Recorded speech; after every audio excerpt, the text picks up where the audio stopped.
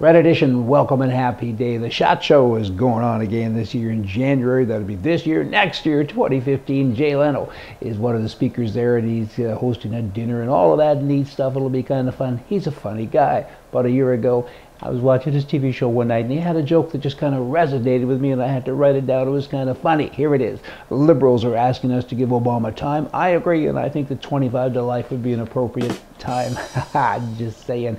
Ian Thompson, he's a man that lives in southern Ontario, and about 3 years ago, he had a situation that was all over the news, basically around the world, but it certainly was big news in Canada, and the gun community all stood and rallied behind him. What happened is three, maybe it was even four guys, if I could remember correctly, I think it was four, that attacked his home. They had fire bombs, and they threatened his life, and everything was caught on video. He came out, he shot over their heads. He's a trained firearm user, had licenses and all of those neat things, took a handgun and boom, over their heads, scared him away, saved his life accordingly, phoned the police. They finally did show up and they arrested him. He was in court for well more than 2 years. Well more than, not very good grammar, but you get it. He spent upwards to $60,000. Finally, he was successful, but now the bad guys are threatening him. They continue to do bad things to him all of the time. He's applied for a concealed carry permit, and he's not able to get one. It goes on and on and on, and you know what, I gotta tell you, it just ain't right and it ain't fair.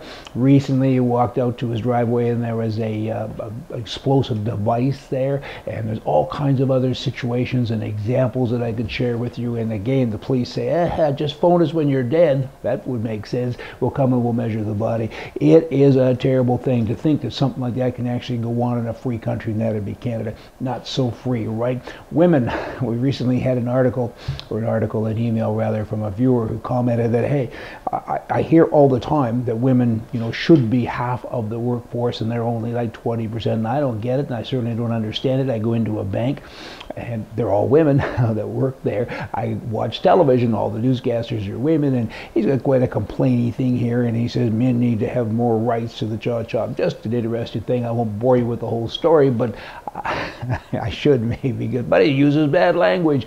But it's an interesting side. Everybody's got a side. Here is an article out of the Washington Post recently with regard to the shooting in the House of Parliament in Canada.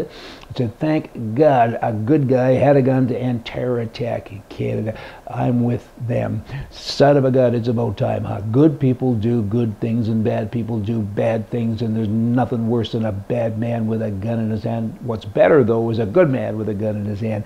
The Washington Post published this story. Again, thank God. We express thanks to God that Canadian Sergeant-at-Arms Kevin Vickers saved an untold number of lives in Canada's Parliament when he drew a gun and shot and killed the bad guy. He actually didn't draw it. He was fortunate because the bad guy did have an old-fashioned rifle, and there was other people shooting at him, and the Sergeant-at-Arms was able to go to a cabinet. This is the bizarre part. It worked out here, but it certainly wouldn't work again, I don't think, particularly if the bad guys were well-armed. He had to get a key, go into a cupboard, unlock another box, load the gun, and then go out and do the job that he did. It had a happy ending. I get it. But you know what? He should have it on his person. There's not a doubt of that. A two-bedroom home in London, England, which is just, it's so small. It's 7 feet wide, 7 feet wide, and less than that in terms of length, and it's listed now for $390,000. I guess they don't have anywhere to live over there. I wanted to share that with you. Small living, big price. And in Tennessee, there's a new rule there, actually a law that says you can't talk about God, can't even swear, I guess, in school, and bad you if you do. And all of the people there, the students, are saying, hey, get over yourself. We're going to do it anyway. And they're doing that, and the school is trying to figure out what to do. They have moments of silence, and when they do, the school does, just because that's their old habit, I guess, they all start to pray. And it's kind of an interesting thing developing there. What is the difference between socialism and capitalism? Capitalism makes social, A would be the answer. Capitalism makes social mistakes, while socialism makes capital mistakes. Hey, y'all come back tomorrow, we're going to have more for you from the right. See ya.